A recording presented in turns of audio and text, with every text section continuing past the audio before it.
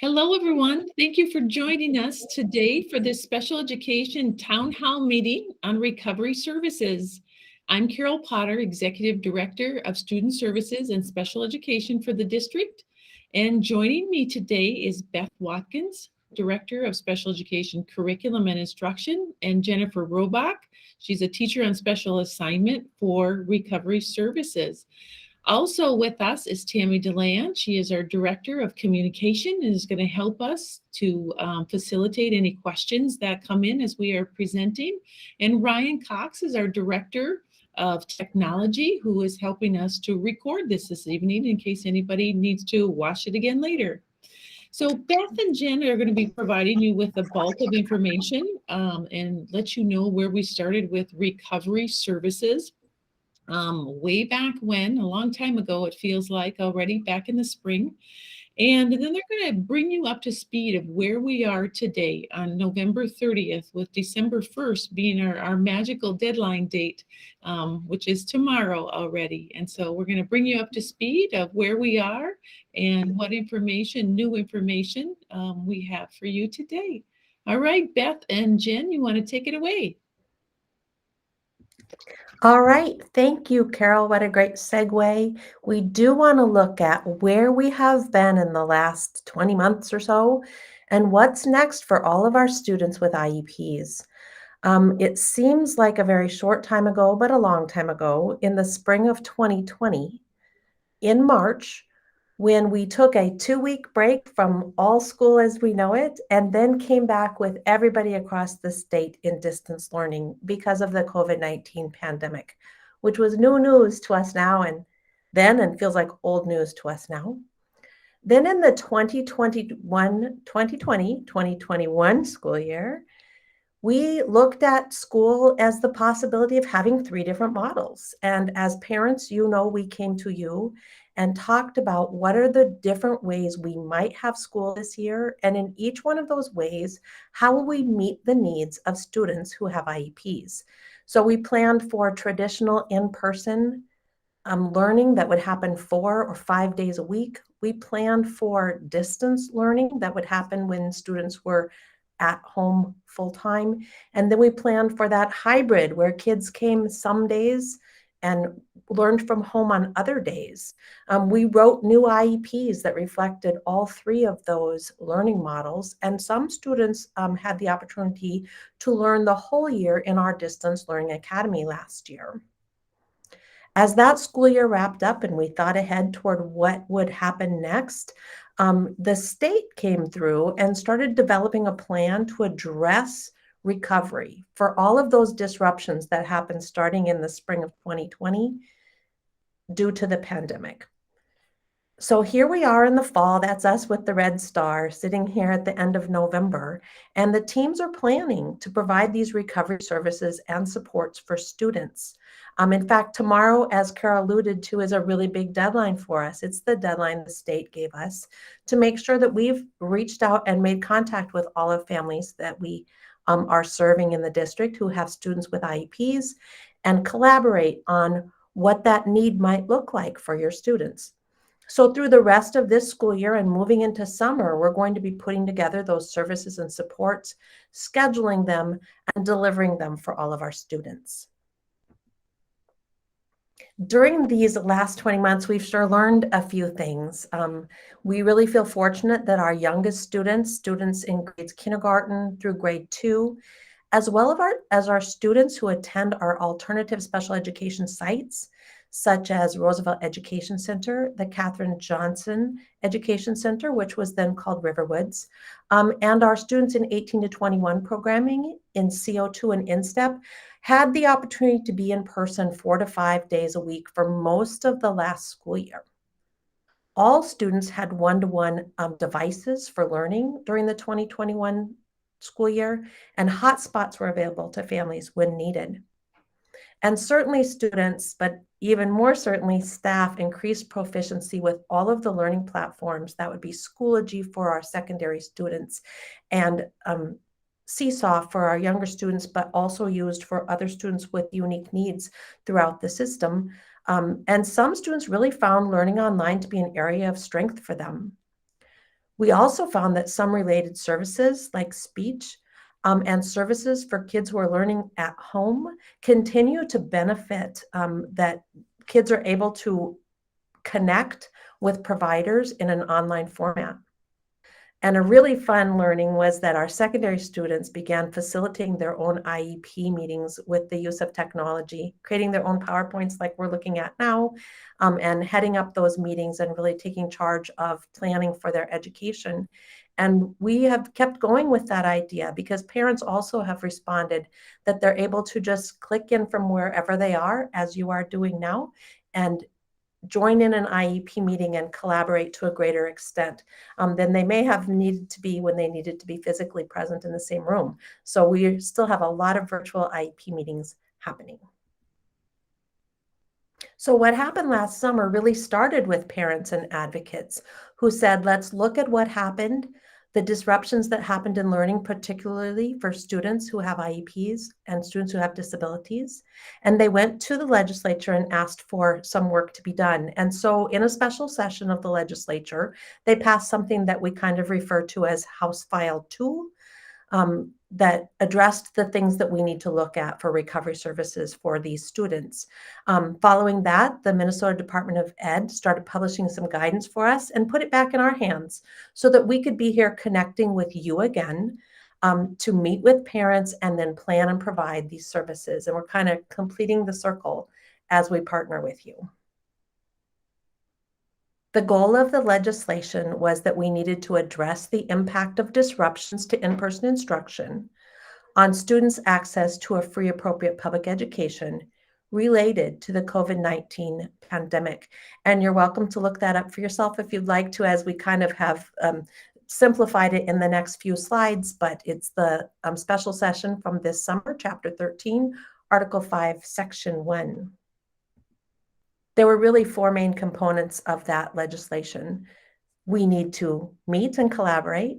There's a list of considerations for recovery services.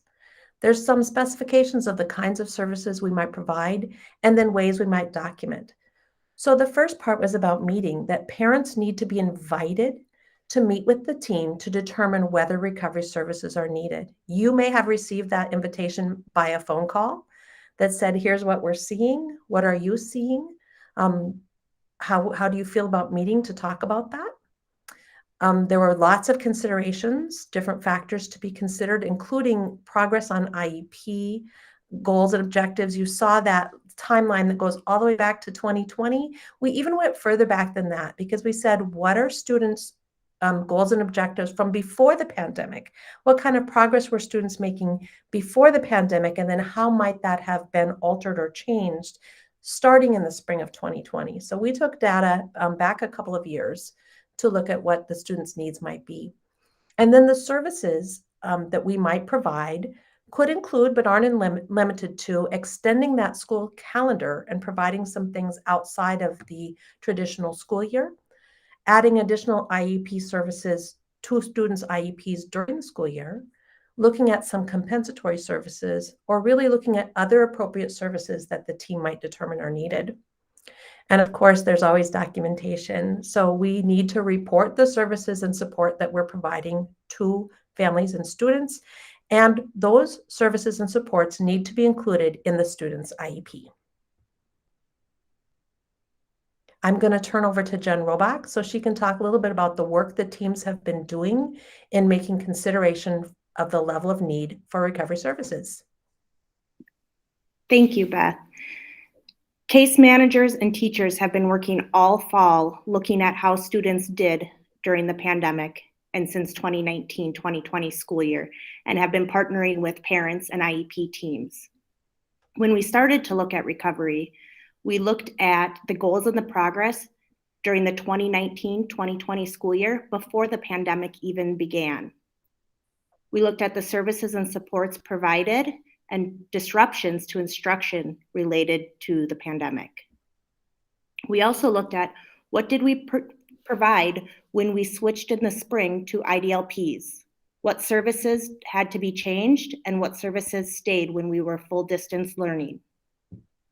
We looked at access during distance learning, the ability that each student had to access their services and supports, including technology and attendance. We looked at progress on IEP goals and in general education during the pandemic. We looked at goals on the IEP, the disruptions to in-person instruction related to COVID-19, and how they did throughout all of their general education classes. We looked at students' regression or loss of skills resulting from disruptions due to the pandemic. And we also looked at other factors, including family loss, changed family circumstances, other trauma or illness, or situations that happened due to the pandemic that impacted how that student was able to learn and get their education.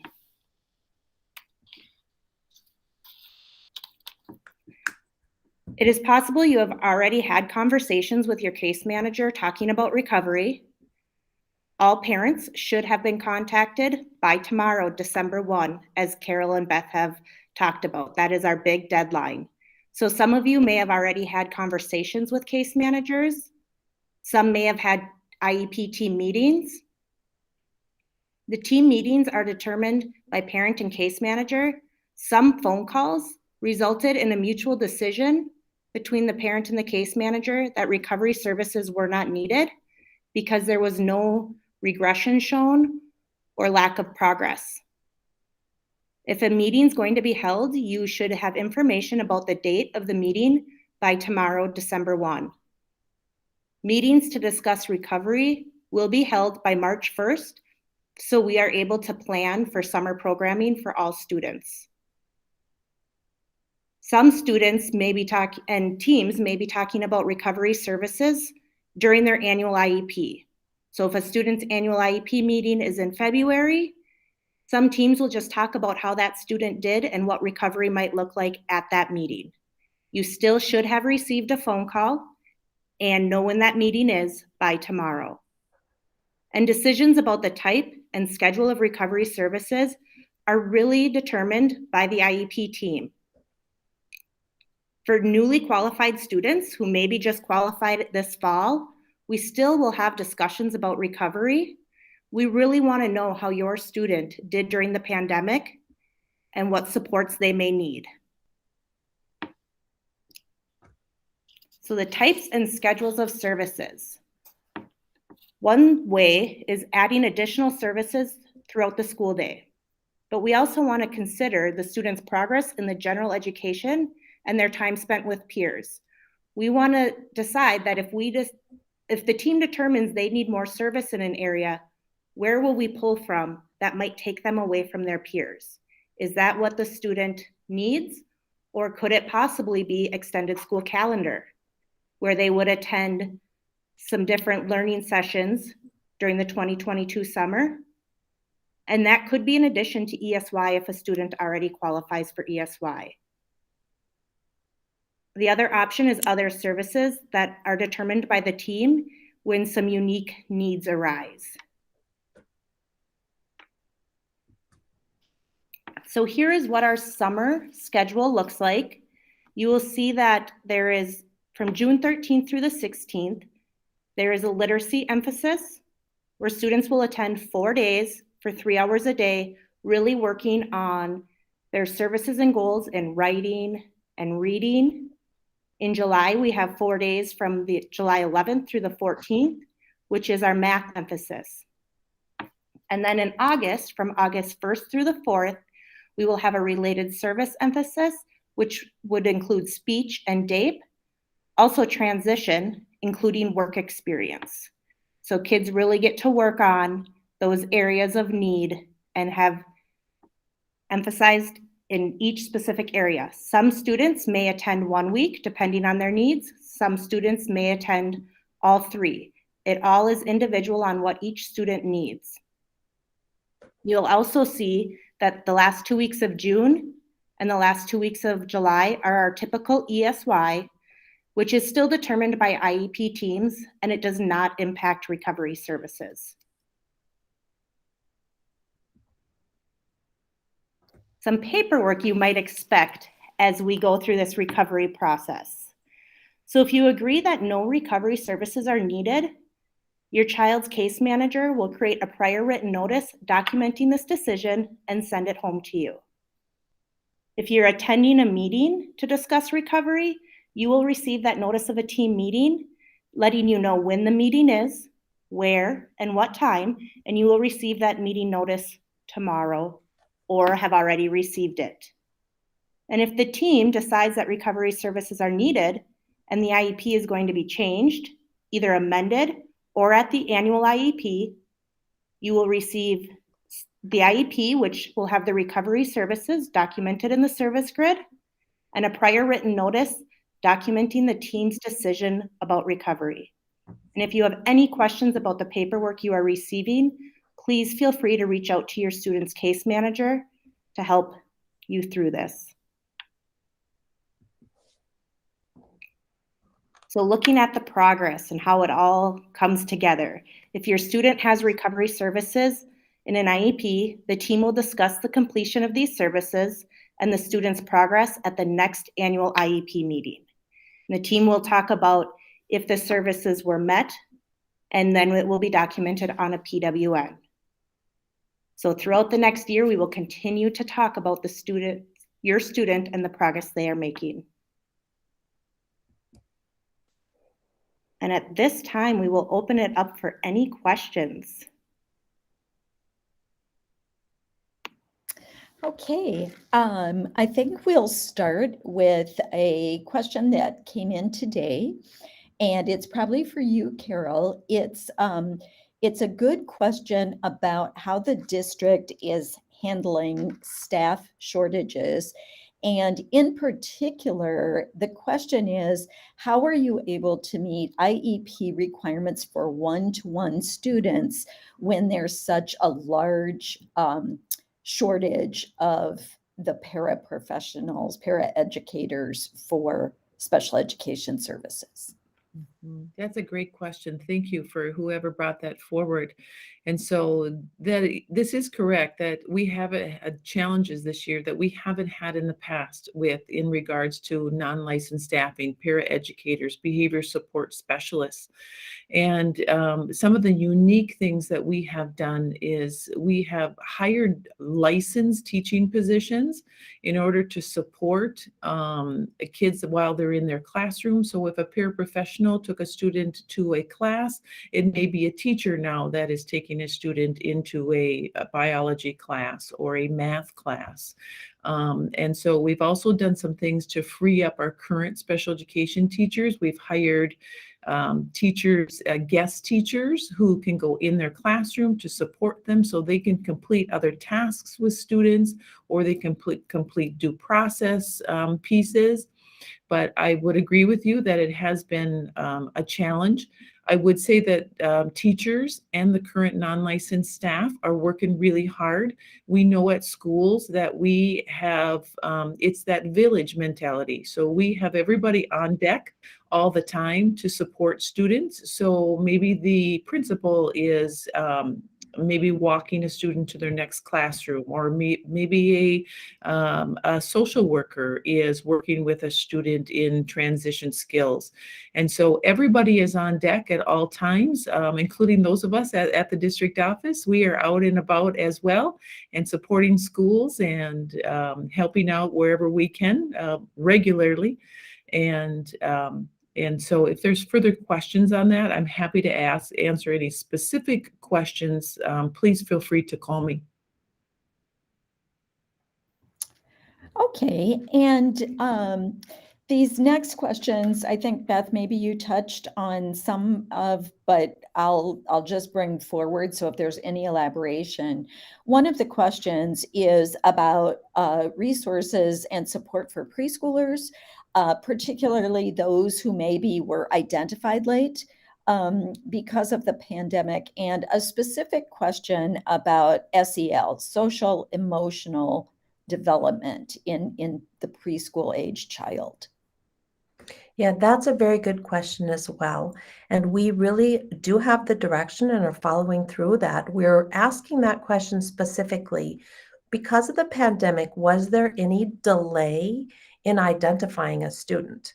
And that should be part of the conversation at an IEP team meeting as well, to say, like, what might have the student missed because there was a delay in an evaluation. We actually haven't had too many of those cases, but they have come up from time to time.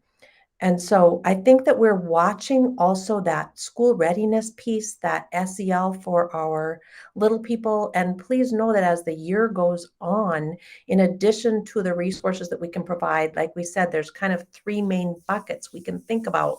Are there additional services right now during the school year?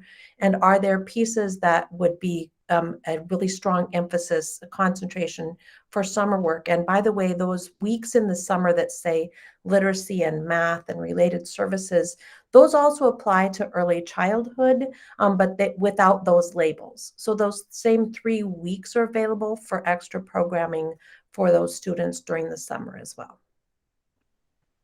Thank you. And again, I think this was touched on, but any elaboration on what it is specifically that seniors can do prior to these summer courses? What can they be doing right now? What kind of supports are there? That is a really good question as well, because we want our seniors to graduate and graduate on time. Certainly summer opportunities are great. Seniors often are ready to get up and go by the time they move that tassel. And so we understand that. And I think that I would encourage the team to talk about those additional services that could occur still during this school year. Always with an eye on for our students who are secondary. It's a balance between recovery services and also the credits that they need toward graduation. And Jen alluded to this earlier in saying that if we add something during the day, what is it that the student might be otherwise not able to do because the day is finite? And so talk with the team about what those opportunities are now. Now, some of our students who are work experience as part of their programming, that is a really nice opportunity in the summer to extend that when there can be some job coaching and job work done then without impacting a lot of the summer, but still get the skills that students need. And I would think that that would be a consideration for the team as well.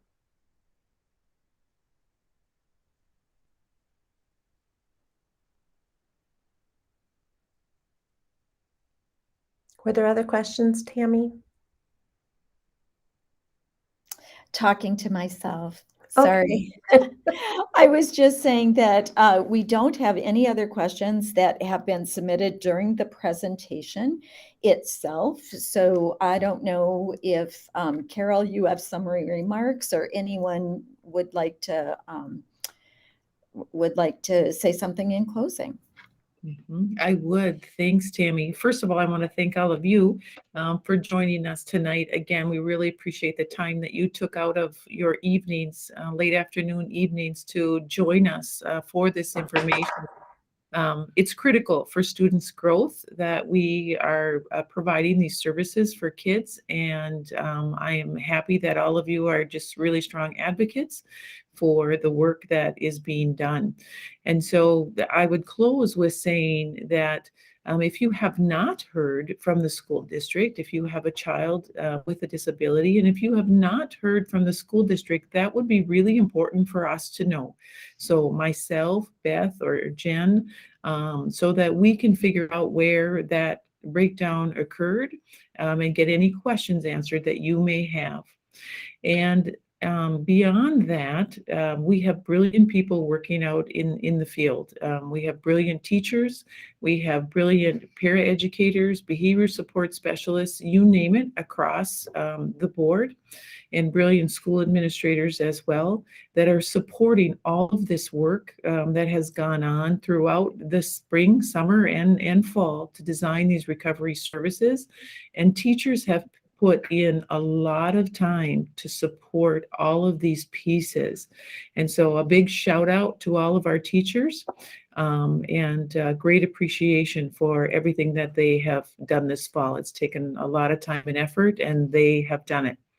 So once again, thank you for joining us this evening, and really appreciate all of you. And please don't hesitate to reach out if you should have further questions. Have a great night.